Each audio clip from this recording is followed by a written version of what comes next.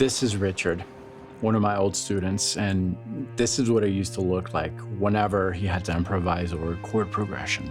See, his strategy had always been to memorize as many scales as he could, thinking it would help him improvise correctly.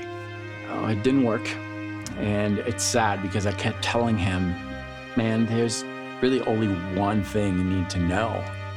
Well, this was years ago, and unfortunately, Richard quit guitar. He decided to ignore it, but I'm gonna give it to you.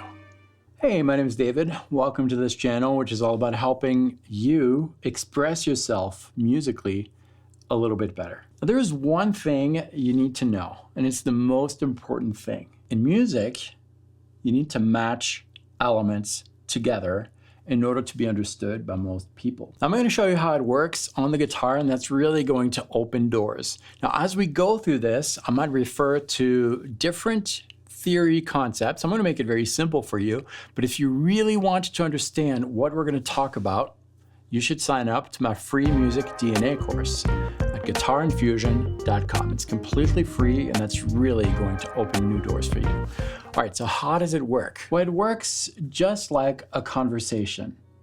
If two people are conversing, they need to use a common language.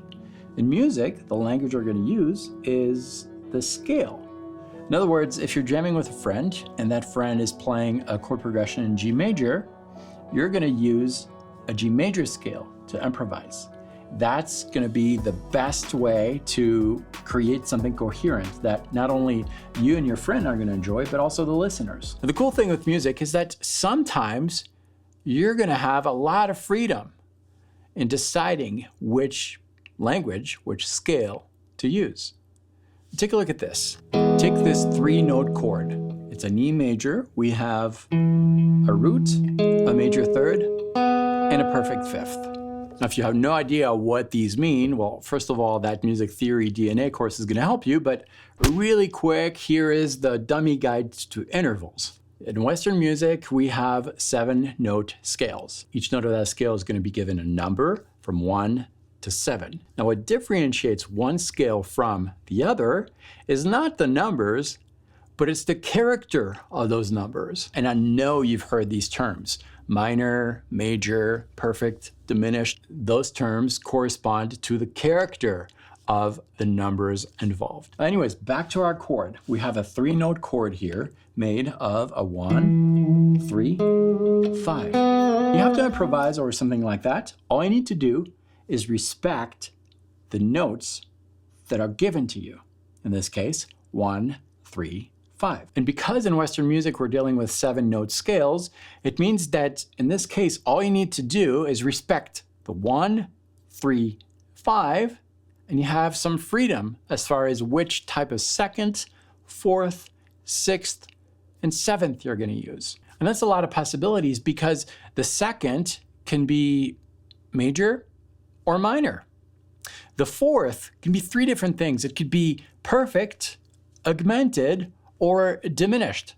In this case, we're not going to pick diminished because it sounds exactly like the major third. The same goes with a 5th. The 5th could be perfect, augmented, or diminished. The 6th could be major or minor. The 7th, major or minor. That's a lot of different possible combinations. And you can use any of those as long as you're respecting the elements that are given to you by the original 3-note chord that we heard. 1, 3, 5. Let's give that a try. Here's a backing track that is built using only the 4 notes of that chord. The root, the major third, the perfect fifth, and the minor 7th. We're gonna try maybe a major 2nd, a perfect 4th, and a major 6th. What if I change the 4th to maybe an augmented 4th? Am I allowed to do that? Yes, because that 4th was not indicated in the original chord I'm playing over. All right, how about we now try to alter the 2nd? Instead of a major 2nd, we're gonna make it minor.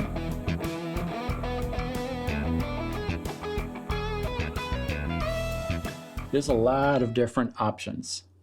The more notes you hear in the chord, the less options you will have as a player. Now that was for a single chord. But if we add more chords to our backing track, which is going to be the case most of the time, we really need to pay attention to all the different notes we're having on that chord progression, because that's going to limit you as a player. Which is kind of why you should not start assuming that you're in a particular key right from the start. You need to listen to all the different chords. So when you start improvising, ease into it. Now, as I mentioned earlier, we are talking about intervals here, which is really all you need.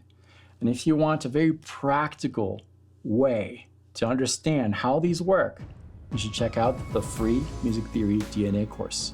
It's available at guitarinfusion.com. This course has been revamped recently, so new videos. I've been offering this course for the last 5-6 years. If you have not yet taken that course, you should. It's completely free and it's really going to help you. And I know it because of all the comments that I've received in the last few years of running this class. Check it out. It's completely free, guitarinfusion.com. Thanks a lot for watching this. If you want to stick around for another video, this one should help you too. I'll see you next time.